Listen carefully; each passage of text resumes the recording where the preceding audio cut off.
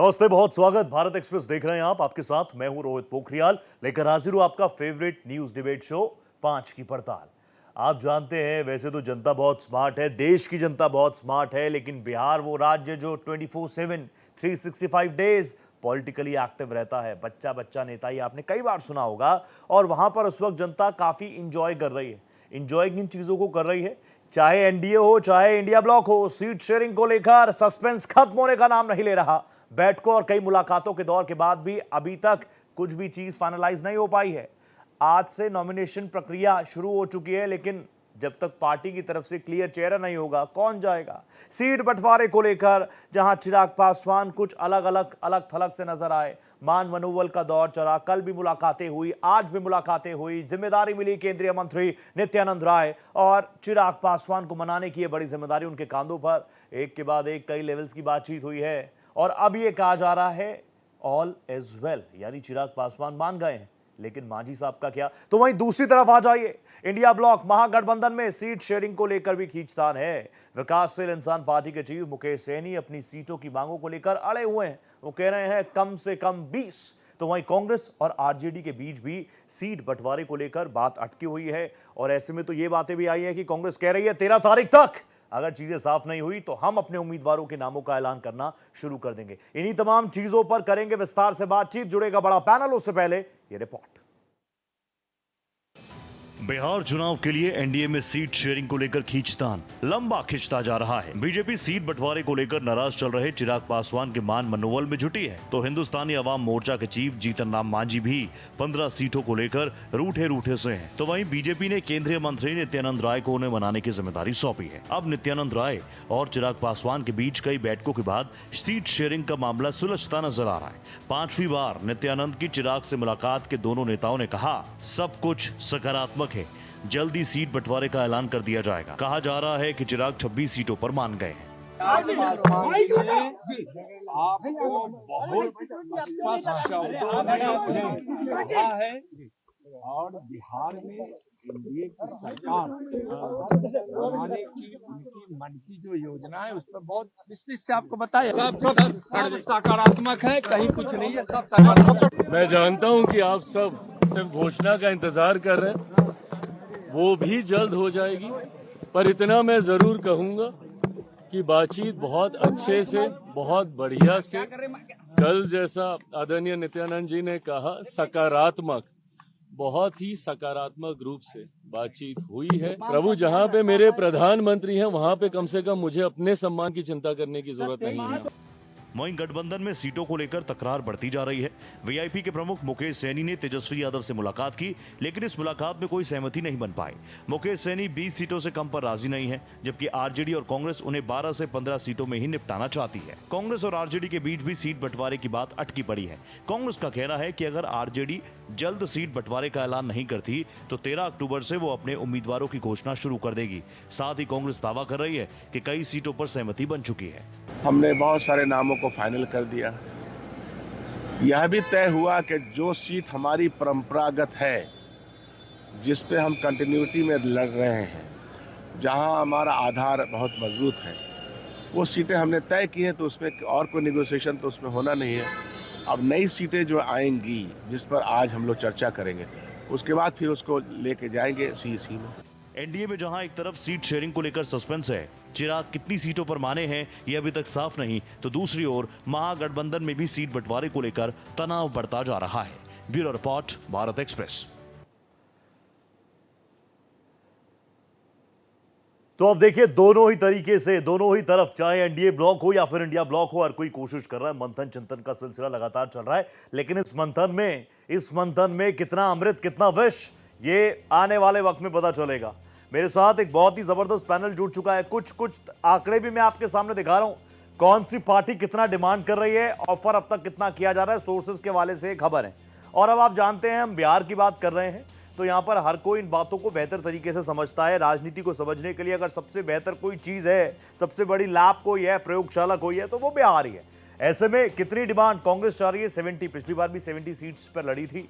और कांग्रेस का यह मानना है कि राहुल गांधी जब से पहुंचे बिहार में, जिस तरीके से यात्रा निकाली, वोट अधिकार यात्रा, उसके बाद से ग्राउंड पर माहौल बदला है। जल्दी से मेरे साथ जो गेस्ट जुड़े हैं उनका तारुफ आपसे करा दूं। बहुत शानदार जबरदस्त पैनल मेरे साथ जुड़ चुका है। बीजेपी बिहार के प्रवक्ता कुमकुम भारद्वाज जी मुझे स्क्रीन पर नजर आ रही है। कुमकुम जी नमस्ते कर रहा हूं आपको, बहुत स्वागत मेरे शो में। मेरे को कांग्रेस के तेज तरार प्रवक्ता मेरे भाई ईशान त्यागी नजर आ रहे हैं। ईशान भाई नमस्ते कर रहा हूं, स्वागत कर रहा हूं आपका, आप ही का प्लेटफॉर्म है। मेरे साथ आरजेडी के तेज तरार प्रवक्ता डॉक्टर राकेश रंजन जी है।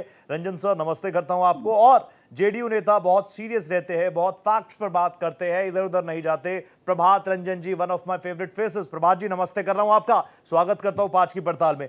बीइंग अ जेंटलमैन, हम सभी जेंटलमैन हैं, लेडीज फर्स्ट। कुमकुम जी मैं आपके पास आ गया। कुमकुम जी, डबल इंजन की सरकार, सबसे बड़ी पार्टी भारतीय जनता पार्टी, लेकिन और सबसे बड़ा दल एनडीए, बावजूद इसके चिराग पासवान, चिराग की लौ थोड़ी सी कम हमें नजर आई पिछले कुछ वक्त में। मांझी साहब की नैया कितनी सीटों के साथ आप पार करेंगे, ये अब तक समझ में नहीं आया। क्या एनडीए में तालमेल की कमी है? मैं आपको बता दूं, एनडीए में सब कुछ इंटैक्ट है। ठीक है। और बहुत जल्द ही आपको कल परसों तक सारे कैंडिडेट्स का आपको पता चल जाएगा कि कौन हमारे कोalition में सबों का सम्मानजनक तरीके से जो सीटों का बंटवारा होना चाहिए वो आपको देखने को मिलेगा। और उस लिस्ट से आप ये भी देख सकते हैं कि हम लोगों के बीच में बिहार के विकास के लिए, बिहार के डेवलपमेंट के लिए क्या होना चाहिए, किनकी कितनी भागीदारी हो, जो बिहार में हम बिल्कुल कहते हैं क्लीन स्वीप, हम मेजॉरिटी के साथ हम निकले और बिहार को फिर से बिहार के डेवलपमेंट के पथ पर अग्रसर कर सकें। तो हमारा डेफिनेटली ध्यान वहां है। कोalition में जितने भी लोग हैं, इसी का मंथन चल रहा है कि कहां से किसको कौन सी जिम्मेदारी दी जाए, सो दैट कि हम अधिक से अधिक सीटों के साथ हम बिहार में फिर से सरकार बना सकें। जी ठीक है, मंथन चिंतन का दौर चल रहा है एनडीए में, पटना से लेकर राजधानी दिल्ली तक। आपका ओपनिंग बहुत शानदार आ गया। एक बार 2-2 मिनट सबको मैं दूंगा ओपनिंग के लिए। ईशान भाई आप आ जाइए स्क्रीन पर। ईशान भाई मैं आपसे जानना चाह रहा हूं, क्या कांग्रेस और आरजेडी के बीच तालमेल में कुछ ऊपर नीचे हो रहा है? क्योंकि जो बातें सबके सामने है वो तो कैमरास पर हुई कि 13 तारीख तक नाम आए तो आए, वरना हम अपनी सूची जारी करेंगे, हम अपने उम्मीदवारों के नामों की घोषणा करेंगे। क्या कुछ चल रहा है इंडिया ब्लॉक में? All is well? रोहित भाई, अभी आपने शकील अहमद जी का वक्तव्य दिखाया था अपनी स्टोरी में। उन्होंने ऐसा कहीं भी नहीं कहा कि हम 13 तारीख तक अगर सीट बंटवारा हमारा फाइनल हुआ तो हुआ, वरना हम अनाउंस कर देंगे। देखिए, जितना भी गठबंधन है वो एक समन्वय से चलते हैं। समन्वय क्या होता है? कोऑर्डिनेशन होता है। कोऑर्डिनेशन कौन करता है? कोऑर्डिनेशन कमेटी करती है।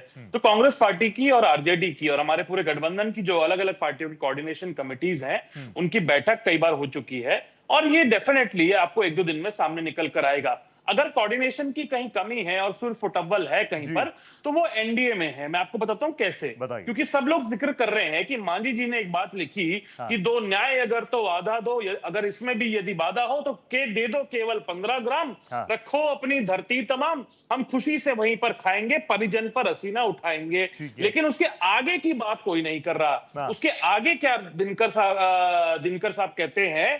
परिजन पर हसीना उठाएंगे, दुर्योधन वह भी दे न सका, आशीष समाज की ले न सका, उल्टे हरि को बांधने चला, जो था साध्य साधने चला, जब नाश एनडीए पर छाता है पहले विवेक मर जाता है। तो जिस तरह से एनडीए में चिराग अलग सीट मांग रहे हैं और जीतन राम मांझी अलग सीट मांग रहे हैं, मुझे तो बड़ी घृणा होती है इस बात से, मुझे बड़ी दुख होता है इस बात की, मुझे पीड़ा है इस बात की कि 2 दलित नेताओं की क्या हालत कर दी है एनडीए में। यह भारतीय जनता पार्टी का असली चेहरा है, पूरे देश के सामने है। बिहार तो सिर्फ एक शुरुआत है इसकी। अब आइए बात दूसरी बात पे कि देखिए, चुनाव जो होते हैं वो व्यक्ति विशेष पे नहीं लड़े जाते हैं रोहित भाई।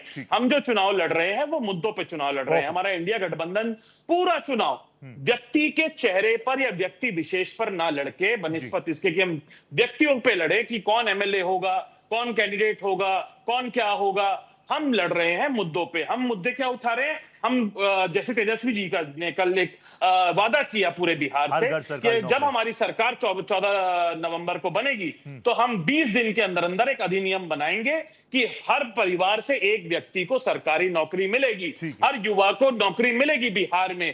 तो हम इसका पुरजोर तरीके से हमें सभी को, आपको भी, मीडिया को भी, हमारे विपक्ष जो है, विपक्षी जो हमारी पार्टियां हैं, उनको इस बात का स्वागत करना चाहिए कि हम युवाओं की बात कर रहे हैं, हम बात कर रहे हैं कि महिलाओं की बात कर रहे हैं हम इस समय बिहार में। तो जो चुनाव होने चाहिए वो होने चाहिए मुद्दों पे, ना कि किसी व्यक्ति विशेष पे। ईशान 3-4 मिनट आपने नॉन स्टॉप बोला। अब मैं जल्दी से प्रभात जी एक बार आपका ओपनिंग ले रहा हूँ, उसके बाद राकेश रंजन जी आपके पास आ रहा हूँ। प्रभात जी प्लीज आप मुझे बता दीजिए एनडीए में जेडीयू की भूमिका क्या है? मैं तो कई रिपोर्ट्स देख रहा हूँ, कई एक्सपर्ट्स को सुन रहा हूँ, वो तो कह रहे हैं बस मध्यस्थ की भूमिका निभा रहे हैं और ताकत कम हुई है जेडीयू की। मुझे ग्राउंड रियलिटी और असलियत बता दीजिए। असलियत का पता आप सबको है। हाँ वफाक फिराकर बात कहने की जरूरत नहीं है जी। एनडीए एकजुट है और आराम से चुनाव लड़ रही है। हाँ एनडीए में कोई दुर्योधन नहीं है, ना ही किसी को यह घोषणा करने की जरूरत है। अब कांग्रेस वाले हमारे मित्र कह रहे हैं कि फलाने जी ने यह कहा कि हर घर को एक नौकरी देंगे, तो भाई इतनी जगह आपकी सत्ता रही है, हाँ कई एक राज्य में अभी भी आप हैं, कितने घरों को आपने नौकरी दिया है और शुरुआत वहां से क्यों नहीं करते हैं? चलिए एक घर का नसीब 10 घर पे एक नौकरी दे देते वहां पे, तो लोगों को लगता है अच्छा चलिए ठीक है, आपकी बात में थोड़ी सच्चाई है। ठीक है। फिर के लोग प्लेटफॉर्म को चेंज कर रहे हैं और अपनी बातों को कह नहीं पा रहे हैं। सही बात तो यही है कि दिग्भ्रमित करने की जो इनकी रणनीति रही उसी पे ये चलेंगे। हाँ। करना इन्हें कुछ नहीं है। एनडीए एकजुट था, एकजुट है और एकजुट ही रहेगा। चुनाव बहुत ही अच्छे ढंग से लड़ी जाएगी। हाँ। सीट शेयरिंग पे बातचीत करीब करीब तय है और सबका घोषणा धीरे धीरे हो जाएगा। तो जो जिस क्षमता से लैस है उसे उसका हक मिल देते हुए और अपना अधिकार लेते हुए सभी पार्टियां एकजुट हैं। आप बात करिए, धीरे धीरे देखिए, सब प्रेस कॉन्फ्रेंस होगा, कौन कितनी सीटों पे चुनाव लड़ रहा है यह भी आपके पास आ जाएगा और यह किसी से छुपा भी नहीं रहा है। ठीक है। तो हमारा मुख्य मुद्दा रहेगा विकास, जिसपे हम लोग काम कर रहे हैं, नीतीश जी काम कर रहे हैं और केंद्र सरकार का भी पूर्ण सहयोग मिला है, जिसमें बीजेपी मेन रोल में है केंद्र में। ठीक है। और यहाँ बिहार में हमेशा की तरह जदयू मेन रोल में। अच्छा, मतलब ये बात तो क्लियर है ना प्रभात जी, बिहार में नीतीश कुमार बड़े भाई, जेडीयू बड़ा भाई, ये तो है ना क्लियर? हाँ बिल्कुल ये क्लियर है। ठीक है, मैं इस पर कुमकुम जी का रिएक्शन लूंगा, लेकिन एक बार डॉक्टर राकेश रंजन जी मैं आपके पास आ गया। राकेश रंजन जी, सबसे ज्यादा सीटें 2020 में किसी को मिली थी वो आपका दल था, आरजेडी था, ये बात बिल्कुल सही है। ग्राउंड पर तेजस्वी यादव जब निकल रहे हैं, यात्राएं निकाल रहे हैं, भीड़ बड़ी संख्या में पहुंच रही है, लेकिन जब धीरे धीरे कमरे के अंदर टेबल पर बातचीत हो रही है, आपके अपने साथी आसपास बैठे हैं इंडिया ब्लॉक के, सबकी आवाज सुनी जा रही है कि आवाज को दबाने का काम किया जा रहा है। मैं बहुत क्लियर सवाल पूछता हूं प्रभात जी, प्लीज मुझे बता दीजिए। राकेश रंजन जी। रोहित भाई आपको नमस्कार, गुड इवनिंग, और सारे पैनलिस्ट साथी सबको भी नमस्कार, आपके व्यूअर्स को भी नमस्कार। हमारा गठबंधन बिहार के नवनिर्माण के लिए, हमारे यहाँ कोई, हम लोग जो है वो संविधान, लोकतंत्र और सामाजिक न्याय में विश्वास करने वाले लोग होते हैं, बराबरी, स्वतंत्रता, समानता में। और हमारे यहाँ कोई किसी का चेला नहीं है और कोई किसी का हनुमान नहीं। ठीक है। हम लोग लाइफ पार्टनर हैं और हमारा एकदम नेचुरल अलाउंस है। लेकिन उसके पहले आपने देखा ईशान भाई जो ने बोल रहे थे हमारे, उसको कितनी चालाकी से प्रभात भाई ने उसको निगेट करने की कोशिश की, लेकिन कर नहीं पाए। एनडीए अपने आप को पांडव बोल रही है और माझी जी उन्हीं के लाए, उनको दुर्योधन बोल रहे हैं। ये रश्मि की जो भी चीजें किया वो दुर्योधन को ही तो कहा जा रहा है। तो ये अपने आप को पांडव घोषित करने की कितना भी कोशिश कर रहे हैं, लेकिन उनके साथी ही उनको दुर्योधन बताने की कोशिश कर रहे हैं। एक और स्टेटमेंट आप देखे होंगे जो अभी चिराग जी ने दिया है कि जिसको मुख्यमंत्री बनना हो उसको सेक्रीफाइस करना पड़ेगा। तो अब आप ये भी देख लीजिए कि ये तय नहीं है कि मुख्यमंत्री की खेते से और कौन बनेगा। नहीं, बीजेपी एनडीए तो कह रही है हमारे नीतीश कुमार ही हैं, नीतीश कुमार ही हमारे चीफ मिनिस्टर रहने वाले हैं, मजबूती के साथ केंद्र में हैं हम, तो हम राज्य में उनके साथ मजबूती में हैं। प्रभात भाई, राकेश जी, वो तो मान रहे हैं इस बात को, Nitish Kumar is my CM. लेकिन ये क्या कर रहे हैं, फिर वो बोल रहे हैं, आज अभी बोला उन्होंने ये बात बोली कि जिसको मुख्यमंत्री बनना है उसको सेक्रीफाइस करना पड़ेगा। अब इसका मतलब है कि यदि बीजेपी सेक्रीफाइस करती है तो इसका मतलब बीजेपी अपना मुख्यमंत्री बनाना चाहती है। यदि नीतीश जी सेक्रीफाइस करते हैं तो नीतीश जी को मुख्यमंत्री बनना होगा। लेकिन ये क्लियर नहीं है कुछ भी। हमारे यहाँ सब कुछ क्लियर है और सब लोग जानते हैं कि ये एलाइज है और हमारे तेजस्वी जी के नेतृत्व में पूरा महागठबंधन एकजुट होकर के लड़ रहा है। और निश्चित रूप से बिहार की नवनिर्माण की बात है, लड़ाई संविधान, लोकतंत्र और सामाजिक न्याय की है। हर विभिन्न पहलुओं पे सोचकर एक टेबल पे बैठ के एक साथ सबकी सहमति से और समग्रता के साथ निर्णय लेने में थोड़ा तो समय लगता है। ठीक है। तो निश्चित रूप से हम कह रहे हैं कि हमारा गठबंधन इंटैक्ट है और मजबूत है और मजबूती से इनको इस बार पटखनी देगी। परफेक्ट। कुमकुम जी प्लीज अब आप आ जाइए, अब सबका ओपनिंग हो गया, ये पूरा शो आपका, मैं इसको ओपन करता हूं आप लोगों के लिए। कुमकुम जी प्लीज आप मुझे बता दीजिए, देखिए बार बार इंडिया ब्लॉक को ये भी बहुत चिंता है कि बीजेपी नीतीश जी को सीएम मान रही है कि नहीं मान रही है, बीजेपी जेडीयू को बड़ा भाई इस बार मान रही है कि नहीं मान रही है, प्लीज ये क्लियर कर दीजिए। मैं सबसे पहले कहना चाहूंगी, हमारे एक आपके पैनल में एक प्रवक्ता बैठे हुए हैं, उन्होंने दिनकर की लाइनें पढ़ी। हाँ जी। तो मैं दिनकर की भूमि से आती हूँ, इसलिए दिनकर की लाइनों का आगाज करने का तो मतलब मेरा अधिकार बनता है। और मैं आपको सुनाना चाहूंगी, वसुधा का नेता कौन हुआ, वसुधा का नेता कौन हुआ, भूखंड विजेता कौन हुआ, अतुलित यशक्रेता कौन हुआ, अतुलित यशक्रेता कौन हुआ, नरधर प्रणेता कौन हुआ, जिसने न कभी आराम किया, विघ्नों में रहकर नाम किया। जिस तरह से कांटे आप बिछा रहे हैं हमारे लिए पूरे देश में, तो अगर कांटों में से कोई निकल कर आया है कुमकुम जी, तो वो श्री राहुल गांधी जी हैं, जिन्होंने पूरे देश में घूम के यात्राएं करके आपको इस स्थिति पे लाके खड़ा कर दिया है कि जो राहुल गांधी जी बोलते हैं वो इस सरकार को मानना पड़ता है, उसको फॉलो करना पड़ता है। पढ़ के मत बोलिए लाइनें, अगर आप से आती हैं तो वो लाइनें आपने वो पोएम पूरी कर दी। एक बार मैम को सुनते हैं, फिर वापस आपको मौका दे रहा हूं। कुमकुम जी प्लीज। नहीं, मैम के मैंने बात पूरी लाइनें वो शायद भूल गई थी, तो मैंने कंठस्थ उनको बता दी है। कुमकुम जी प्लीज बोलिए। तो गए आप, जब आपके नेता कहते हैं कि हम लोकतंत्र की रक्षा के लिए नहीं आए, तो हम सामने आप उस तरीके की वाणी ना बोले कि कौन क्या भूला है। दूसरा, जिसने जगजीवन राम का प्रधानमंत्री बनने का सपना, एक दलित नेता का प्रधानमंत्री बनने का सपना चकनाचूर किया, आप उस पार्टी को रिप्रेजेंट करते हैं। आप उस पार्टी को रिप्रेजेंट करते हैं जिसने यूपी में कहा लड़की हूं लड़ सकती हूं, बिहार में आने के बाद सारा खोखला। आप उस पार्टी के नेता हैं जिसने एक महिला को, जब सुप्रीम कोर्ट ने उसको एलिमिनी दिया, आपने उसको पार्लियामेंट में आकर के उसको बिल्कुल निरस्त कर दिया कि कोई महिला को एलिमिनी का राइट नहीं है। जो दलित का नहीं है, जो महिला का नहीं है, जो लोकतंत्र कहता है, हम लोकतंत्र की रक्षा करने के लिए नहीं आए हैं। फ्राइट इक्वलाइजेशन पॉलिसी से लेकर के अगर मैं नेहरू के युग की बात करूं और मैं आगे चलूं, हर युग में कह सकती हूं मैं, जो आपका युग रहा जिसको आपके लिए युग बोला जाएगा, हर युग में अपने बिहार को आपने बिल्कुल तबाह कर दिया, रक्त रंजित कर दिया, और ऐसा कर दिया कि बिहार का जितना पॉपुलेशन था उसमें, जब हमारे माननीय प्रधानमंत्री जब वो आए तो 15th फाइनेंस कमीशन के तहत बिहार में वो संशोधन किया गया कि पॉपुलेशन बेसिस पे उतना फंड बिहार को मिलेगा, और उतना फंड बिहार को मिला, और डेवलपमेंट के पथ पे आज बिहार अग्रसर है। और मैं और भी बताना चाहूंगी, जितनी भी नीतियां आ रही हैं A to Z, उनकी लड़ाई है कि कौन हमारा मुख्यमंत्री बनेगा, कौन हमारा प्रधानमंत्री बनेगा। आज आप राहुल गांधी के लिए प्रधानमंत्री आप घोषित कर दो, तेजस्वी के लिए नहीं, वो तो तेजस्वी जी ने कहा ही था ना, I will be the CM, Rahul Gandhi will be the PM.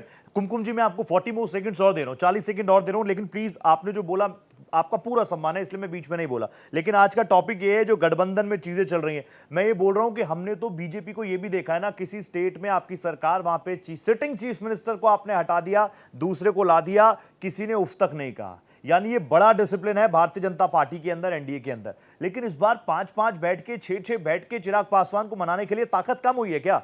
क्योंकि 400 पार नहीं हो पाया, साथी भी चाहिए, गठबंधन में भी रहना है, वो मजबूती है कि मजबूरी है वो अलग चीज है, लेकिन क्या ये डिसिप्लिन की कमी नहीं दिखा रहा है जो आपकी ताकत है? I am just curious. हमारी ताकत ही डिसिप्लिन है। हम एक हमारी हैराकी है, हम संगठनात्मक पार्टी है, हम डेमोक्रेसी और लोकतंत्र में हम बिलीव करते हैं, हमारा पूरा विश्वास है, इसलिए लोगों को सुना जा रहा है, उनको पूरा सम्मान के साथ उतनी सीटें उनको दी जाएगी, क्योंकि हमारा डिस्कशन हो रहा है that is only based on what हमें बिहार को विकास पे, डेवलपमेंट के मॉडल को पे कैसे उसको आगे ले जाना है, क्योंकि बिहार को जो इन्होंने बिल्कुल निस्नाबूद करके छोड़ा था, बिल्कुल रक्त रंजित कर दिया था, वो बिहार को हमने अपने एक पर्टिकुलर हम ट्रैक पे लाए हैं, और इनको हम डीरेल करने नहीं देंगे। इनकी लड़ाई, अंदर की लड़ाई, ये जेएमएम के जो आरजेडी को सम्मानजनक से झारखंड में जेएमएम ने माफ कीजिएगा विधायक जीतने के बाद उनको सम्मानजनक तरीके से उनको मंत्रिमंडल में उनको सम्मिलित किया जाता है, उनको तो ये कोalition में अपने साथ डिस्कस ही नहीं करते, उस पार्टी का कोई डिस्कशन ही नहीं होता। यहाँ पे सिर्फ लड़ाई चल रही है, कौन प्रधानमंत्री, कौन मुख्यमंत्री, कौन deputy CM. They are not discussing about the development of the Bihar. That's quite unfortunate. नहीं, आपका इंपॉर्टेंट पॉइंट आ गया। यानी आपकी पार्टी में जिसको इंडिया ब्लॉक कह रहा है सिर्फ उठावल है, आपकी पार्टी की डेमोक्रेसी है, सेक्युलर पार्टी है, सेक्युलर डेमोक्रेसी उसमें चल रही है। ईशान भाई, now you have to come in. अब आप कह रहे थे सिर्फ उठावल चल रहा है एनडीए में, लेकिन वो तो कह रहे हैं कि हमारी पार्टी में सबको सुना जाता है, गठबंधन धर्म निभाना अगर किसी को सीखना है तो बीजेपी से सीखे, एनडीए से सीखे। ये सबसे बड़ी विडंबना है रोहित भाई कि अगर बीजेपी वाले ये बोले कि गठबंधन धर्म अगर किसी से सीखना है तो वो हमसे सीखे। इन्होंने शिवसेना के साथ गठबंधन किया था, उसका क्या हाल कर दिया। इन्होंने कई अन्य पार्टियों के साथ इसी तरह से किया है कि इन्होंने कई जगहों पे पार्टियों को तोड़ने का काम किया। इन्होंने, आपने देखा होगा, चिराग पासवान जी की ही पार्टी से चिराग पासवान जी को बाहर निकलवा दिया था। सही बात। इन्होंने वहां पर झारखंड में सरकार तोड़ने की कोशिश करी। तो इस बात पे अगर भारतीय जनता पार्टी ज्ञान ना दे तो बहुत अच्छा रहेगा, पहली बात। दूसरी बहुत महत्वपूर्ण बात, देखिए मेरी बहन कुमकुम जी यहाँ बैठी हुई हैं, उन्होंने जब बात बोलनी शुरू करी तो मुझे लग रहा है वो टॉपिक भूल गई। उनको टॉपिक था कि बिहार में क्या क्या उन्होंने किया, उनको अपनी रिपोर्ट कार्ड के बारे में बताना चाहिए था, लेकिन वो पहुंच गई नेहरू जी के काल तक। क्योंकि भारतीय जनता पार्टी के सभी प्रवक्ताओं को नेहरू जी रात को सपने में आते हैं, उनको सपनों में काम करने से रोकते हैं, और इसलिए भारतीय जनता पार्टी की, चाहे वो केंद्र में सरकार हो, आदरणीय प्रधानमंत्री नरेंद्र मोदी जी हो या उनके जितने भी मुख्यमंत्री हैं, उनको काम करने नहीं देते नेहरू जी। अब मैं आपको बताता हूं कितना डेवलपमेंट बिहार में हुआ है, क्योंकि हम युवाओं की बात कर रहे हैं। सबसे पहले शुरुआत करते हैं युवाओं से। लगभग 3 करोड़ जो भारतीय बिहार में युवा है या लोग हैं वो पलायन करने पे मजबूर है। ये सरकारी आंकड़ा है, ये मेरा कोई आंकड़ा नहीं है। दूसरी सबसे महत्वपूर्ण बात, जो बेरोजगारी दर है वो जो बेरोजगार लोग हैं बिहार में, उसमें से 33% जो युवा हैं वो बेरोजगार हैं। अब आइए स्कूली शिक्षा पे, क्योंकि युवा जो होते हैं वो सबसे पहले स्कूल से ही अपनी शुरुआत करते हैं। तो जो ग्रॉस एनरोलमेंट रेट है बिहार में वो कक्षा 11वीं 12वीं का 30% है, जबकि पूरे जो देश का औसत आंकड़ा है वो है 56.2%। कक्षा 9वीं से लेकर 10वीं तक जो रेशियो, जो एनरोलमेंट रेशियो है वो 45.6% बिहार का है, और पूरे देश का औसत है 77%। अपर प्राइमरी जो क्लासेस होती हैं 6 से लेके 8 तक, कक्षा 6 से लेके 8 तक, वहां पे 68.4% बिहार का है, और लगभग पूरा 90% पूरे देश का है। ये तो स्कूली शिक्षा की बात हो गई। स्कूली शिक्षा की अगर मैं एक और आंकड़ा आप अब देखेंगे यहाँ पर, तो सिंगल टीचर वाले स्कूल, मतलब कि एक स्कूल में सिर्फ एक टीचर, एक सरकारी स्कूल में ऐसे 2637 स्कूल है। 15,000 से ज्यादा, 16,000 के स्कूलों के आसपास में जो बिजली की व्यवस्था है वो नहीं है। यहां तक कि इस आंकड़े पे भी एक लड़ाई है कि बिहार सरकार तो कहती है लगभग 94,000 स्कूल हैं, और केंद्र सरकार कहती है लगभग 75,000 स्कूल है। यही नहीं पता कितने स्कूल हैं बिहार में। रही बात, देखिए अब आइए दूसरे मुद्दे पे। ये कहते हैं हमने भ्रष्टाचार नहीं किया बिहार में पिछले 20 सालों में। अगर आपने भ्रष्टाचार नहीं किया पिछले 20 सालों में बिहार में, तो एक बार की बारिश के बाद मेरी बहन मुझे ये बताएं, और जेडीयू के प्रवक्ता यहाँ बैठे हुए ये बताएं कि 25 पुल कैसे ढह गए बिहार में एक बारिश के बाद। आपने देखा होगा, आपने अपने चैनल पे रिपोर्ट चलाई होगी रोहित भाई। उसके बाद ये जवाब दें कि प्रधानमंत्री जी ने वादा किया था हम शुगर मिल को मोतिहारी की रिवाइव करेंगे। और वहां की मैं चाय भी पीऊंगा, लेकिन ईशान लेकिन वो बार-बार कह रहे हैं कि सत्ता की मिठास तो हमें मिल ही रही है। वादा किया था बिहार के लोगों की, बिहार के डीएनए पे सवाल उठा के बिहार से इन्होंने वादा किया था कि हम बिहार में को स्पेशल स्टेटस देंगे। आज 11 साल से मोदी जी की सरकार चल रही है, लेकिन स्पेशल स्टेटस नहीं मिला। इन्होंने वादा किया था कि पटना की जो यूनिवर्सिटी है उसको हम केंद्रीय विश्वविद्यालय का दर्जा देंगे।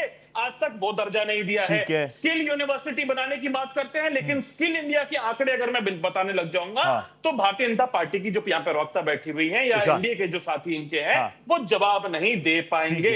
और रही बात भ्रष्टाचार की, तो मुझे एक सवाल का और जवाब दें बस, कि 10 सेकंड में ऑडिटर हाँ। जनरल कैग ये कह रहा है कि हाँ। 71,000 करोड़ का हाँ। घोटाला बिहार में हुआ है, ठीक है। उस पे ये लोग कब जवाब देंगे, Perfect. उस पे इन्होंने क्या आपके कार्रवाई करी, एक के बाद एक इसका भी कई जवाब सवाल दें। आ गए। ईशान, इस तरह का- ईशान मैं इस वापस तरह आपको का मौका दूंगा अगर एक बार। आप प्रभात जी, डेवलपमेंट बिहार को देंगे, प्रभात जी तो प्लीज युवा मुझे आप वहां से बताइए, पलायन मैं आज ये सारी बातें हैं, आप सब लोग मेरे रेस्पेक्टेड गेस्ट हैं, इसलिए मैं आपको बोलने दे रहा हूँ। ईशान भाई मैं आ रहा हूँ, आई गिव यू टाइम। आपके बहुत सारे सवाल आ गए, एक बार मैं जरा एक एक सबका ले लूं, किसी को ये न लगे बायस हो रहा हूं मैं। प्रभात जी प्लीज आप आइए। प्रभात जी आप मुझे बताइए, विषयों पर बात होनी चाहिए, मुद्दों पर बात होनी चाहिए, विकास पर बात होनी चाहिए, बिल्कुल होनी चाहिए, उस पर मैं करता हूं ना शो लगाता। लेकिन प्लीज आप मुझे बताइए, आज अगर रिपोर्ट से चल रही है कि चिराग जी नाराज रहे, रिपोर्ट से चल रही है कि मांझी जी नाराज रहे, वो सेटिस्फाई नहीं हो पा रहे, तो पिछले 20 सालों से चीफ मिनिस्टर के तौर पर नीतीश कुमार जी भी तो हैं। ये नीतीश कुमार जी के नेतृत्व पर सवाल नहीं उठाता कि नीतीश जी के होते हुए, इतने सीनियर चेहरे के होते हुए कोई नाराज हो रहा है उन्हीं के दल में, उन्हीं के गठबंधन में? देखिए यह रिपोर्ट चल रहा है कि नाराज हो रहे हैं, लेकिन ऐसी कोई नाराजगी नहीं है। हर कोई अपने अपने हक की बात कर रहा है और वो चाह रहे हैं कि हम कितने सीटों पे लड़े, मुझे यह बताया जाए। ठीक है। तो आपस में चूंकि गठबंधन है तो हर कोई चाहते हैं कि हमारे जो सीटें की संख्या है वह एक नियत फिक्स किया जाए। इसके लोग बात कर रहे हैं, तो इसमें सीट फुटबॉल वाली बात नहीं है। ठीक है। अभी हमारे कांग्रेस के मित्र ने कहा कि सपने में आते हैं नेहरू जी। हाँ। नेहरू जी सपने में आए या नहीं आए, लेकिन बिहार के साथ उन्होंने नाइंसाफी बहुत पहले ही किया था। यह हम सबको पता है कि अविभाजित बिहार में पूरे देश की खनिज संपदा का 40% हिस्सा था। ठीक है। 40% हिस्सा का मतलब होने का मतलब समझते हैं? बहुत ज्यादा। यह भी हम लोग जानते हैं कि शुरुआती दौर में टाटा कंपनी ने जमशेदपुर में उद्योग खड़ा किया था, लेकिन उसके बाद क्या किया गया, केंद्र सरकार में बैठे हुए लोग अपने अपने राज्यों में उनको फायदा हो, इसलिए भाड़ा समानीकरण लाया गया।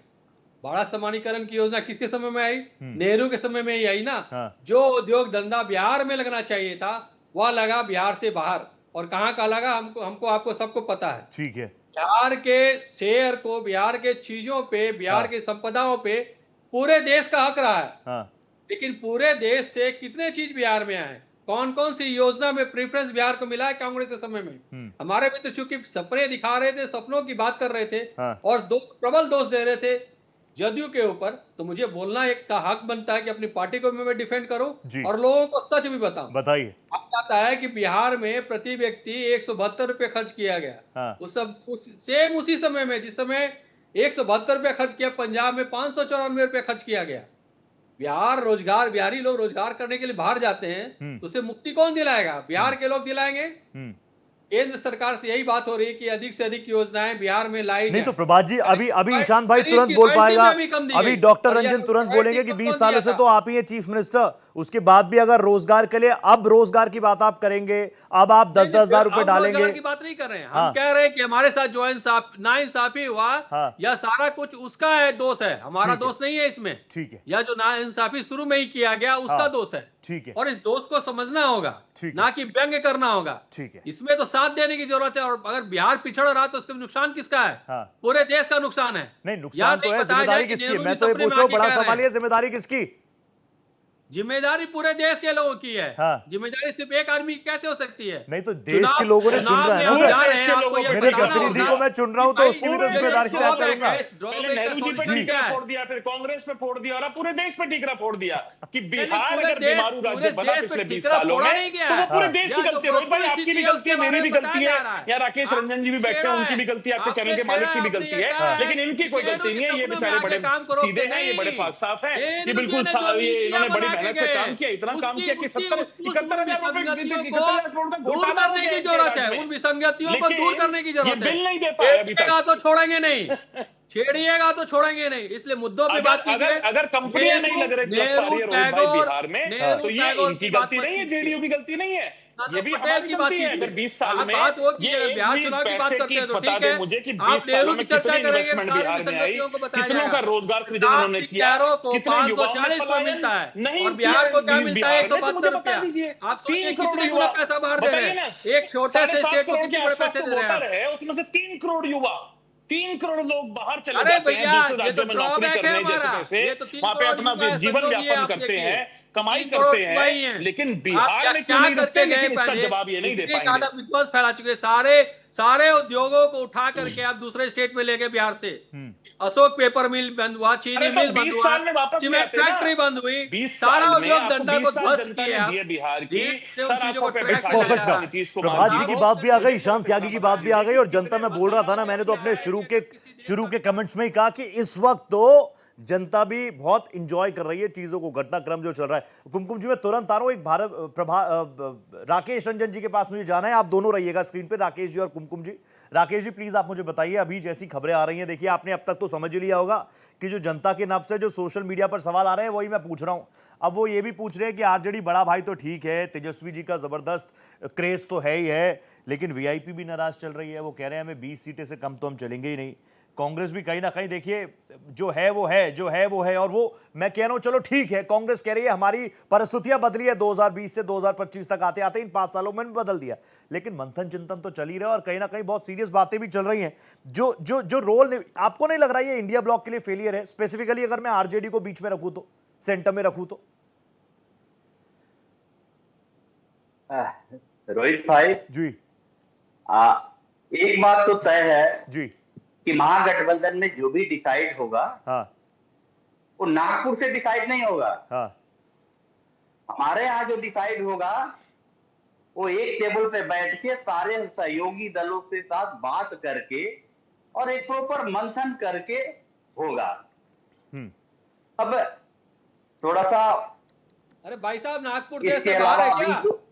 आप लोग के लिए एक आदत हो गया। देखिए मैं किसी के बीच में नहीं बोला, बीच में मैं अलाउ नहीं करूंगा। गलत बात है, गलत बात मत बोलिए, आप गलत बात मत बोलिए, आप गलत बात मत बोलिए, आप गलत बात मत। टेबल पर हर कोई टेबल पर ही डिसीजन होता है। आप ये मत बोलिए, किसी जगह का नाम मत लीजिए, आप प्रमुखता दिलवा रहे हो उस जगह को। आप पटना को छोटा क्यों समझ रहे हैं? पटना को छोटा क्यों समझ रहे हैं? आप बोलिए कि सारे फैसले पटने में होंगे, आप किसी एक शहर का सारे फैसले पटना में ही होंगे ऑब्वियसली। आप किसी एक शहर का नाम लेकर उसे प्रमुखता दिलवा रहे हैं। ठीक है, सारे फैसले बिहार के पटना में होंगे, राजधानी में होंगे। आप कहिए सारा डिसीजन पटना में होगा, बिहार में होगा, सारा डिसीजन ठीक है, चौराहे पे होगा, ठीक है, सारा डिसीजन मौर्य लोक में होगा। ठीक है, doctor Rakesh please, Rakesh ji please आप बोलिए, राकेश जी बोलिए, बीरचंद पटेल पथ में होगा सारा डिसीजन, बोलिए आप। यार लंपटगिरी शहर का नाम लेते हैं आप, उसे बढ़ा रहे हैं, आप अपने ही शहर को छोटा कर रहे हैं। लंपटगिरी नहीं चलेगी। आपको किसने दिया? आपको मैंने सुना और सुनिए, आपने गलत बोला। लंपटगिरी नहीं, लंपटगिरी नहीं, लंपटगिरी नहीं लिया जाएगा। हम और आप मिलके अपने शहर को छोटा बनाएंगे तो बड़ा बनने का लंपटगिरी नहीं कीजिए। बड़ा बनने का शौक कहाँ से पाल रहे हैं आप? बोलिए पटेल पथ में होगा या जिससे अन्य मार्ग में होगा, आपके लालू जी जा रहे थे वहां होगा, या क्या ये समझ में आएगा? उस जगह को मानेंगे नहीं, उस जगह को मानेगा। बोलिए पटना में होगा, हाजीपुर में होगा, मुजफ्फरपुर में होगा, भागलपुर में होगा, अपने शहर का नाम लीजिए ना। ठीक है प्रभात जी, आपकी बात आ गई, जनता ने सुन लिया। डॉक्टर रंजन प्लीज, बोलिए। Doctor Ranjan please. प्रभात जी आपकी बात आ गई, सुन लिया बिहार वासियों ने। गलत बात मत बोलिए, सारी चीजें डिसाइड बिहार में होगी, बिहार की बात बिहार में होगी। हालांकि बिहार की बात दिल्ली में भी हो सकती है, पूरा देश मेरा ही लगना तय है, क्योंकि ये अपना फेल्यूर जो होगा कभी नेहरू जी पे फोड़ेंगे और नहीं तो ये फोड़ेंगे। हम ये कह रहे थे कि किसान भाई ने, कुमकुम जी से हमको कोई शिकायत नहीं है, जो कर रही थी वो अपनी पार्टी की परंपरा को बचा रही है। जिस पार्टी के मुखिया ही बिना टेलीप्रॉम्प्टर का नहीं बोल पाता हो, तो वही परंपरा तो ये भी निभा रही है, इसमें कोई शिकायत नहीं है। उनको देख के पढ़ना है, जो करना एकदम करे, उनका स्वागत है, लेकिन मुद्दे की बात करे, इधर उधर की बातें नहीं करे, है ना। बिहार की जनता अभी जो है मुद्दे की राजनीति खोज रही है। ठीक है, अभी जेडीयू वाले भी, अरे जेडीयू वाले हमारे नीतीश चाचा जो है वो समाजवादी एमए के रहे हैं, और आप भी उठा करके और नेहरू जी पे सारा अपना फेल्यूर डाल रहे हैं। 20 साल एक युग होता है, 20 साल में कह रहे हैं कि हमने कुछ नहीं किया और पुरानी सरकारों की ये गलती है। नेहरू जी ने, अच्छा एक बात बताइए, बोकारो स्टील प्लांट बिहार में नहीं था, जमशेदपुर टाटा जो है वो बिहार में नहीं था, और कह रहे हैं कि बिहार के साथ ये सब हुआ। अब आपको समझ में आ गया। इतिहास भी लोग पढ़ के नहीं आते हैं, पढ़ के नहीं आते हैं। बात यह है कि 20 सालों में चाहे वो रोजगार की बात हो, चाहे स्वास्थ्य की बात हो, चाहे शिक्षा की बात हो, कोई काम नहीं किए हैं लोग। भ्रष्टाचार देख रहे हैं, पूरा पुल जो है पानी में बह जा रहा है, इतनी लेवल का भ्रष्टाचार है। एक नल जल योजना के लोग लाए थे, उसमें लगभग 80% भ्रष्टाचार कर दिए। पता चला कि नल सिर्फ नल लगा हुआ है, पानी किसी को नहीं मिल रहा है। उसी प्रकार सरकारी लेकर के आए थे 2012 जो है पैसा करप्शन और करते। ये जो है पेंशन चोर वाली ये जो सरकार है, कमीशन खोरों की सरकार है, इसीलिए इनको मिर्ची लग रही है। इनको मिर्ची इसलिए लग रही है कि तमाम जो भ्रष्टाचार जो एक किए हुए हैं कि आप लोग कभी चारा चोर थे। आज ये कहीं नहीं रहते साथ में। हर मुद्दा जो है, चाहे वो सृजन घोटाला हो, चाहे आप देख लीजिए, चाहे शिक्षा का हो, चाहे अभी 71,000 करोड़ का घोटाला हो, उनमें इनकी गर्दन फंसी है। डॉक्टर रंजन, ये बातें तो आ ही रही है। डॉक्टर रंजन, आपकी ये बातें आ रही है। मैं तो कह रहा हूँ विकास के मुद्दों पर ही वोट होना चाहिए, विकास के मुद्दों पर ही बात होनी चाहिए। लेकिन ये सारी चीजें आप जनता के बीच तो ले जा रहे हैं। लेकिन आरजेडी तो मुझे खुद बता रही थी, आरजेडी के कई प्रवक्ताओं के साथ मैं लगातार संपर्क में रहा हूं, मेरे शोज करता रहा हूं, वो तो कह रही थी कि 15 सितंबर तक हमारे नाम घोषित हो जाएंगे, 15 अक्टूबर आने को है। कहां पर पेच फंस गया रंजन जी? कहीं पेच नहीं फंसा हुआ है। हाँ, कहीं पेच है। कुमकुम जी, हर पार्टी का, हर गठबंधन का अपना एक स्ट्रेटेजिक मूव होता है। हर उस स्ट्रेटेजी को फॉलो करते हुए है ना, और उसको आगे बढ़ा जा रहा है। एक चीज और, गठबंधन धर्म की यहाँ बात हो रही थी। बीजेपी गठबंधन एनडीए जो जिस गठबंधन करती है ना, उसी को खा जाती है। और उसका बड़ा एग्जांपल चिराग जी है। चिराग जी देखिए ना, पिछले इतना ऐसा गठबंधन किए कि वो जीरो हो गए, उनको जीरो कर दी। तब भी कह रहे हैं नहीं, आप देख रहे हैं कि किस ढंग से वहां पे स्ट्रक्चर की बात कर रही है डॉक्टर रंजन। चिराग पासवान तो खुलकर कह रहे हैं, पहले दिन से कह रहे हैं मैं मोदी जी का हनुमान हूं, आज भी कह रहे हैं मैं मोदी जी का हनुमान हूं, मेरे नेता प्राइम मिनिस्टर मोदी है। रही बात हमारी सीटों की और घोषणा की, तो उसमें एक्जेक्टली सारी चीजें लगभग तय है। और आप उप मुख्यमंत्री हो, उप मुख्यमंत्री हो, सीटों की शेयरिंग, इंडिया ब्लॉक में सब कुछ ठीक है, ऑल इज वेल है, बैठकर बातें हो रही है। कुमकुम जी प्लीज आइए अब आप। कुमकुम जी आप बहुत देर से कुछ कहना चाह रही थी, प्लीज आप बताइए। लेकिन मुझे ये भी बता दीजिए कि अगर चिराग पासवान जी 25 से 26 सीटों पर मान रहे हैं तो कुछ सेक्रीफाइस तो आपको भी करना पड़ेगा सीटों पे, और जो सेक्रीफाइस करेगा उससे ही होगा सीएम। अभी ये बातें हमारे ही इस शो में निकल कर आई हैं, तो क्या चल रहा है? देखिए, 3 तरीके के विचार होते हैं। एक होता है, सबसे पहला होता है गॉसिप, जो निम्न स्तर का होता है। और वो गॉसिप में बिलीफ है कि कौन क्या कर रहा है, चिराग क्या कर रहे हैं, हमारे यहाँ जीतन राम मांझी क्या कर रहे हैं। मैंने आपको बहुत क्लियर कट बताया कि हमारी डेमोक्रेटिक पार्टी है और हम लोग उस व्यवस्था, उस डेमोक्रेसी में बिलीव करते हैं। हमने बार बार कहा कि राहुल गांधी हम नहीं है, कि हमको लोकतंत्र बचाने नहीं आए। वो लोकतंत्र बचाने नहीं आए, वो देश बचाने नहीं आए हैं, वो परिवार को बचाने आए। पहली। दूसरी बात मैं कहूंगी, इनके पार्टी के शीर्ष नेताओं को इतनी बेहतरीन अंडरस्टैंडिंग है, they are such a good economist, कि ये कहते हैं कि हम बिहार में हर घर को रोजगार देंगे। अप्रोक्सीमेटली 3 करोड़ के आसपास का total number of house hold है बिहार में। 3 करोड़ मल्टीप्लाई, अगर आप 50,000 भी रुपया देंगे सैलरी या नहीं देंगे आप, अगर उस 50,000 को 3 करोड़ से अगर आप गुना करते हैं तो आप पाएंगे कि 1.5 लाख करोड़ मंथ। क्या बना वो? लगभग 18 लाख करोड़ पैसा चाहिए पर ईयर, जो ये नौकरी देंगे 3 करोड़ को, उसके लिए। बिहार का ओवरऑल क्या बजट है आपको बहुत अच्छे से पता है, बिहार का की स्थिति क्या है। दूसरा मैं कहना चाहूंगी कि जिस पार्टी के यहाँ पे प्रवक्ता बैठे हुए हैं, मैं उनको ले चलती हूँ कि शिक्षा मित्र की जो बहाली हुई थी बिहार में, वो स्कूल में एज ए टीचर, शिक्षा मित्र का मतलब है कि टीचर जो स्कूल में बच्चों को पढ़ाएंगे। और लालू यादव की सरकार में उन शिक्षा मित्रों को बहाली करने का, मैं इसलिए ये सवाल उठा रही हूँ कि 3 करोड़ लोगों को बहाल करने का भी यहाँ पे विषय है। नहीं, मैं समझ जाऊंगा, मैं समझ गया। कुमकुम जी आप कुछ अपनी बात कंप्लीट कीजिए प्लीज, मैं 40 मोर सेकंड्स आपको दे रहा हूँ। कुमकुम जी प्लीज। मैंने आपको बताया 3 करोड़ की बात बताई, 18 लाख करोड़, ठीक है। दूसरा मैंने आपको शिक्षा मित्र की बात करी, जहां पे पंचायतों को ना तो उनके पास कोई मैकेनिज्म था कि उनके डॉक्यूमेंट कैसे चेक किया जाएगा। और आज भी बिहार में आप आए दिन सुनेंगे कि उस टीचर के ऊपर FIR है। तो क्वालिटी तो शिक्षा का मतलब 3 जनरेशन लिटरली सरकार ने बर्बाद किया। और ये बात करते हैं, इनका हृदय भी जानता है कि 2 भाइयों ने मिलकर के सेंटर से मोदी जी ने और बिहार में नीतीश जी ने किस तरीके से बिहार डेवलपमेंट के लिए काम किया है। इनके की बात मैं बताऊंगी कि तेजस्वी यादव को, जिनको तजुर्बा तक बोलने नहीं आता है, इनके राहुल गांधी को विश्व शरीयत का प्रोनाउंसिएशन तक करने के लिए नहीं आता है। और ये कहते हैं क्या कि हमने बिहार में इतने टीचर्स का अपॉइंटमेंट किया, दो he was the health minister, what he did in the health department.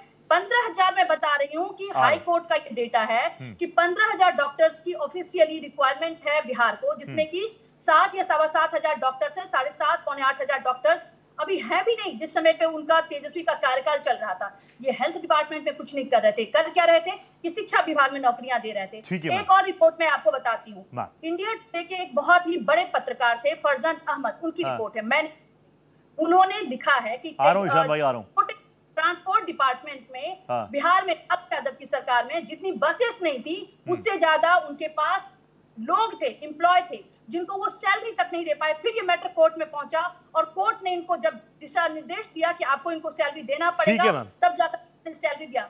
तो ये तो इनकी विकास का मॉडल है। और ये गॉसिप करते रहते हैं, ये अपने हृदय पे हाथ रख करके अगर कहें, इनका हृदय भी जवाब देगा कि बिहार में दोनों भाइयों ने किस तरीके से बिहार में डेवलपमेंट का काम किया है। एक चीज और प्लीज, मैं 20 सेकंड्स और आपको दे रहा हूं क्योंकि आज का विषय मेरा है कि कितना सीटें कितने, तो भारतीय जनता पार्टी पिछली बार जितने नंबर्स पे लड़ने वाली है कि ज्यादा पे लड़ने वाली है, क्योंकि परफॉर्मेंस आपका बहुत बेहतर था पिछली बार, वो भी बता दीजिए दिल पर हाथ रखकर प्लीज।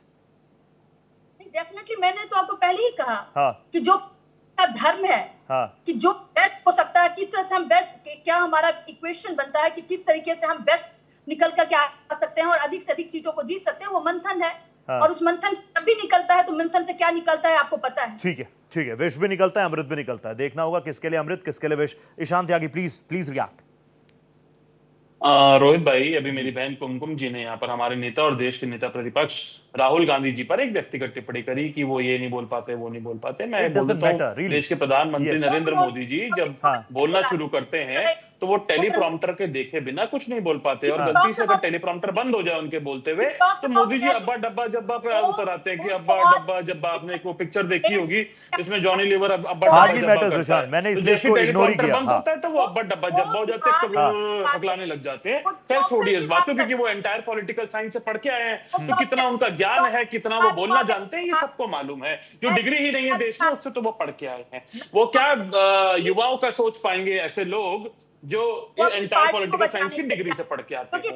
युवाओं की क्योंकि हमने बात कर रहे हैं यहाँ पर, देखिए सब कुछ आप वो बोल देना कि नेहरू जी पे ठीकरा फोड़ देना और पुरानी सरकारों पे ठीकरा फोड़ देना, आप इस बात का जवाब दीजिए मेरी बहन कुमकुम जी। दूसरी बात मैं आपको बताना चाहूंगी, सिपाही तो पेपर का जो पेपर था वो लीक हो गया, आप उस पर जवाब दीजिए कि 2019 और 2021 में पुलिस भर्ती का जो परीक्षा थी उसका पेपर कैसे लीक हो गया। आप इस बात पे जवाब दीजिए 2021-22 में जो विभाग की जो परीक्षा का पेपर था वो लीक हो गया, 2022 में बीपीएससी का पेपर लीक हो गया, 2023 में सिपाही परीक्षा का पेपर फिर लीक हो गया, 2023 में नीट का पेपर लीक हो गया, 2024 में बीपीएससी का शिक्षा भर्ती का घोटाला हो गया और वो पेपर लीक हो गया। आप ये बताइए कि जो आप ये पेपर लीक का जो एक गिरोह वहां पर चला रहे हैं और उसको आप संरक्षण देने का काम वो तो जनता एक्सपोज करेगी।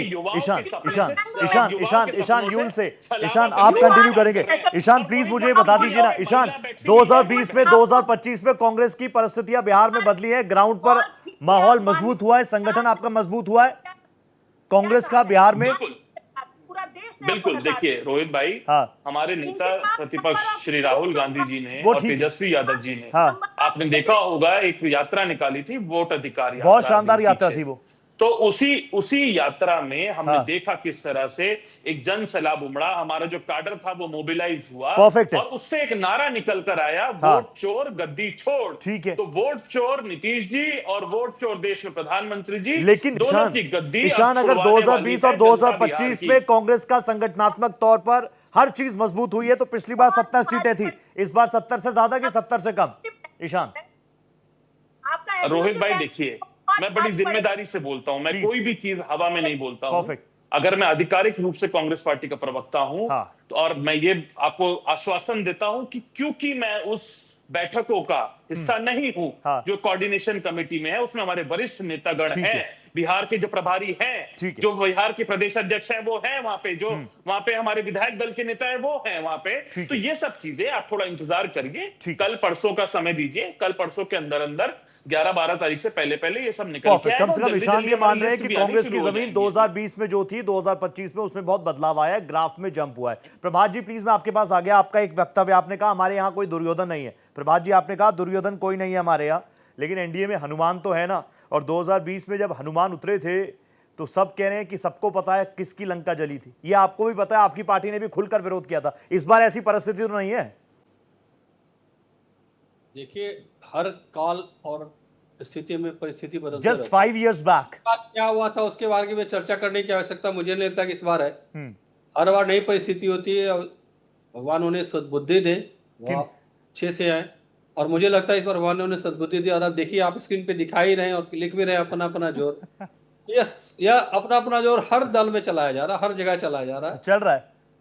बिल्कुल इस बारे में कुछ कहना ज्यादा नहीं चाहूंगा क्योंकि व्यक्ति विशेष भी हो जाएगा। और मतलब सद्बुद्धि आ गई, बस ये तो है ना, समझदार के लिए इशारा काफी है। सद्बुद्धि आ गई प्रभात जी, सद्बुद्धि आ गई। हाँ, कह तो रहा हूँ सद्बुद्धि आ गई है। वाह, बहुत बढ़िया, समझदार के लिए इशारा काफी। रोहित भाई, नीतीश जी में भी सद्बुद्धि आ जाती क्योंकि उनके डीएनए पे सवाल उठाया था, उनके जरिए पूरे बिहार के डीएनए पे सवाल देश के प्रधानमंत्री नहीं तो ईशान उसको किसने एंडोर्स किया था? सबने दिल्ली तक भेज दिए थे, बाल नाखून नीतीश जी ने खुद भेजे थे। बोल के मजे ले मुस्कुरा रहे हैं। कुछ और होती आरोप प्रभाव पूरे बिहारियों के ऊपर रोहित भाई आपको बताया जाएगा को भारतीय जनता पार्टी को सुपुर्द कर दिया गया है। भारतीय जनता पार्टी कब का माफी मांग लिया गया is the only party which is running the show in Bihar और JDU as well as the government. Bihar को विशेष राज्य का दर्जा दे दिया, ये मानेंगे नहीं। विशेष राज्य का दर्जा नुकसान करके बिहार की अपनी पार्टी का नुकसान किया। अभी तो आपके लाले ये हैं कि आपको आरजेडी कहेगी 5 सीट देंगे, उससे ज्यादा नहीं देंगे, तो आप 5 सीट पे चुनाव लड़ेंगे। पटना 5 सीट से ज्यादा चुनाव नहीं लड़ पाएंगे वहां पे। वोट तो मिल गए, 2 सीट जीत करके आएंगे और मुस्कुरा के सपनों से छलावा किया गया। डीएनए का मतलब समझते भी है, विश्वविद्यालय का उनको दर्जा दिया गया।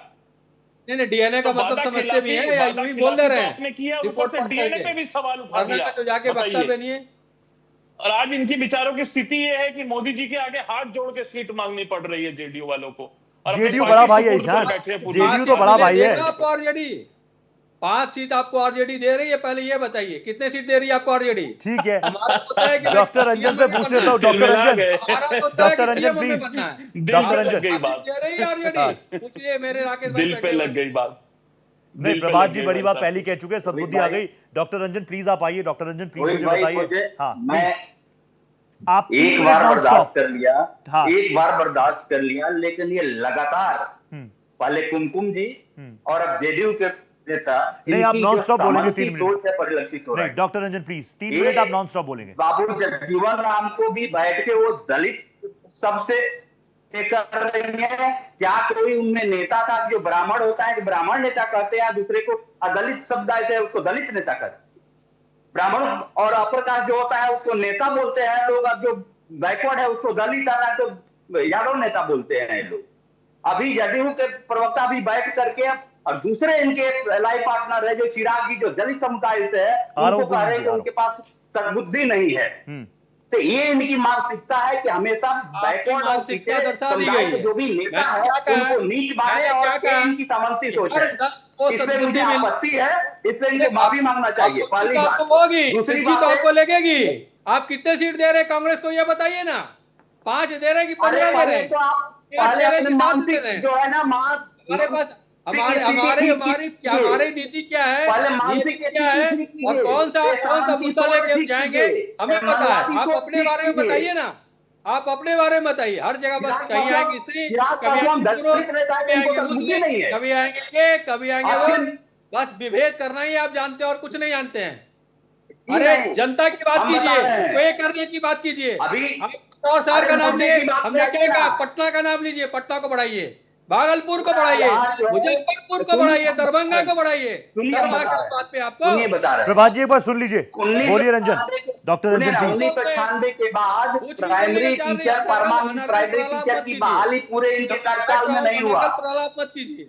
अनर्गल 2020 में जब तेजस्वी जी नौकरी को हमारे एनडीए की बात हो रही है, हमारे एनडीए की बात हो रही है, जब सरकार की पीछे है उसको राजनीति का प्रमुख केंद्र जब बनाए तब इनमें लगा कि नौकरी भी दिया जा सकता है। पहले बोलते थे कि ये इतनी नौकरी कहाँ से देगा, क्या अपने बाप के घर से पैसा लाएगा, ये नीतीश जी का वर्ड है, शर्म नहीं आती है इन लोगों को बोलते हुए। लेकिन वही जब डिप्टी सीएम बने और 17 माह में जब इन लोगों को राह दिखाए, 17 माह में 5 लाख नौकरियां दिए और 3.5 लाख प्रक्रियाधीन किए, जब इन्वेस्टमेंट से लेकर के पासपोर्ट पॉलिसी से लेकर के और पॉलिसी तक बनाए, जब इनको राह दिखाए तब इनको लगा कि किया जा सकता है। और बिहार सरकार ने दिया या किसी खास कारण ये है कि इनके पास कोई विजन नहीं है। हमारे पास विजन तो है, वो एकदम की तरह इनके पास कोई विजन नहीं है और उनके पास कोई नहीं है। ठीक है, हमारे यहाँ जो अभी हो रहा है, जो अब सीट की जो बात आप कर रहे थे, जो सीट की रोज बात कर रहे थे, हम लोग बैठ के आना सिर्फ सीटों की बातें नहीं कर रहे हैं। हाँ। हम ये कह रहे हैं जनता आखिर क्या चाह रही है। और ये जनता जो है ना, ये कमीशन खोर जो लोग हैं, जो भ्रष्टाचार, जो कुल चोर जो लोग हैं, जो 71,000 करोड़ रुपया खाने वाले जो लोग हैं, जो त्रस्त जनता है ना, वो चाह रही है कि इनको बेदखल किया जाए बिहार की सत्ता से और सत्ता की परिवर्तन किया जाए। और वो कैसे किया जाए? लेकिन रंजन जी कितना इंतजार और करे जनता कितना इंतजार और करेगी? रंजन साहब, डॉक्टर रंजन प्लीज मुझे बताइए, आज से तो नॉमिनेशन फाइल प्रक्रिया करने की तारीखें भी शुरू हो चुकी है, अभी तक सूची सामने नहीं आई। सोर्सेज बता रहे कई टिकट्स भी कट गए हैं, लोग लालू प्रसाद यादव जी के घर के बाहर खड़े हैं, राबड़ी देवी जी के आवास के घर के बाहर खड़े हैं। ये भी तो हो ही रहा है, वो तस्वीरें तो हैं सबके सामने।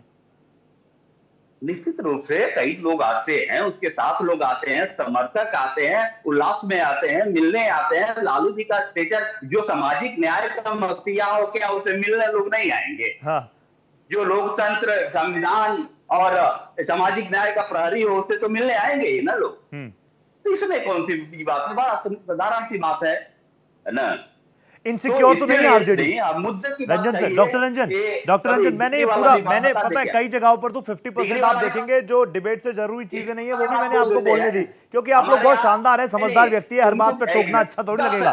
डॉक्टर रंजन 10 सेकंड ठीक है। यहाँ पे डिग्री की कुछ बात हो रही थी, आज तक इनके पार्टी के मुखिया हमारे प्रधानमंत्री जी अपना डिग्री नहीं दिखाए, दूसरे पे पढ़ाई की बात और डिग्री की बातें कर रहे थे। हमारे यहाँ डिप्टी सीएम जिसको बना के रखे हैं, उनका डिग्री का कुछ पता नहीं है और फर्जी डिग्री वाले बंद करके बैठे हुए हैं। तो पूरा मंत्रालय जो है फर्जी डिग्री नहीं, मैं कह रहा हूँ पर्सनल कमेंट्स करने ही क्यों, किसको क्या फर्क पड़ रहा है, किसकी क्या डिग्री है, वो तेजस्वी जी के बारे में बोलेंगे वो भी मुझे अच्छा नहीं लगेगा। लेकिन doctor Ranjan please, doctor Ranjan 20 seconds और मैं आपको दे रहा हूँ, प्लीज आप मुझे बताइए, आरजेडी में इनसिक्योरिटी तो नहीं है ना कि दूसरे दलों को, कि कांग्रेस को ज्यादा सीटें दे देंगे तो कोई अपना वर्चस्व खराब ना हो जाए, ये इनसिक्योरिटी तो नहीं है ना?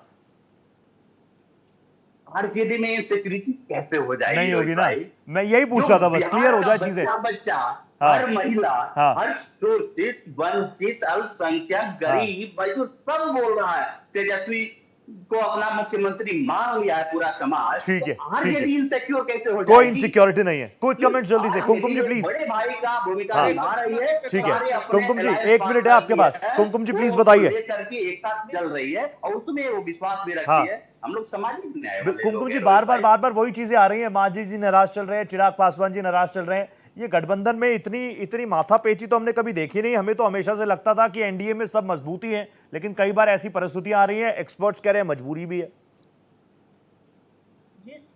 मैं इतना ही बार बार कह रही हूँ कि आप का इंतजार कीजिए, सारा डिटेल्स आपके पास होगा। मैं तो समझना चाह रही हूँ कि आज 42 सुनी में 42 सीटों का इन्होंने उद्घोष कर दिया, उसमें महिलाएं कितनी हैं? उसी कर्पूरी ठाकुर को, ये दलित की बात करते हैं, कर्पूरी ठाकुर का इन्होंने क्या हश्र किया। अर्चना राम के नाम पे जमुई में उनके पति यादव हैं, उनको खाना पूर्ति करके जो पॉलिटिकल पोस्चरिंग इनकी होती है कुछ और होता है। जेन्युइन एम्पावर, बिहार का डेवलपमेंट कैसे हो, महिलाओं का एम्पावरमेंट कैसे हो, ये सारी चीजें जा रही है। जनता इसी पर वोट करेगी, मुझे लगता है जनता इसी पर वोट करेगी। 20 सेकंड्स दे पाऊंगा ईशान, कंक्लूड कर दो। 20 सेकंड एक्स्ट्रा जा रहा हूं, 20 सेकंड। तो रोहित भाई देखिए, होता ये है कि आपने अभी उनसे सवाल पूछा कि पासवान जी परेशान है या फिर हमांगी जी परेशान है। जैसा कि मैंने पहले भी कहा हाँ। कि ये जो दलित उत्पीड़न चल रहा है एनडीए में, हाँ। ये इनका असली चेहरा दिखाता है। और ये हो क्यों रहा है, मैं आपको बताता हूं कि क्योंकि देश में जो हमारे प्रधानमंत्री जी भी हैं, वो एक कमजोर प्रधानमंत्री हैं, कमजोर सरकार चला रहे हैं। अरे ईशान भाई, वो कह रहे 3 बार घूम फिर के हम आ गए, चौथे में भी हमें न सीएम की पोस्टरिंग होगी, न सीएम का वैकेंसी है, न पीएम की वैकेंसी है। बैसाखियों पे चलिए ठीक है, जनता क्या कुछ करेगी, जनता की अदालत सबसे बड़ी। आज मुझे वक्त इतनी इजाजत दे रहा है ईशान भाई, थैंक यू सो मच। कुमकुम जी आप आई, बहुत अच्छा लगा, थैंक यू सो मच, नमस्ते कर रहा हूं। ईशान भाई, it's a pleasure having you always, thank you so much. Doctor Ranjan, it's a pleasure, thank you so much. और प्रभात जी, थैंक यू सो मच, आप जुड़े मेरे शो में, बहुत धन्यवाद। तो मैं बार बार कह रहा हूं, ये टाइम है जब जनता एंजॉय कर रही है। इधर क्या चल रहा है, उधर क्या चल रहा है, जनता बिल्कुल घर में पॉपकॉर्न लेकर देख रही है, और उनके मन में मुद्दे भी हैं, पता तो उनको भी है कि किसने क्या किया है, कौन क्या करेगा। 5 की पड़ताल में आज इतना ही। अब आपसे कल शाम 5 बजे मुलाकात होगी, तब तक अपना बहुत ख्याल रखिए, नमस्ते।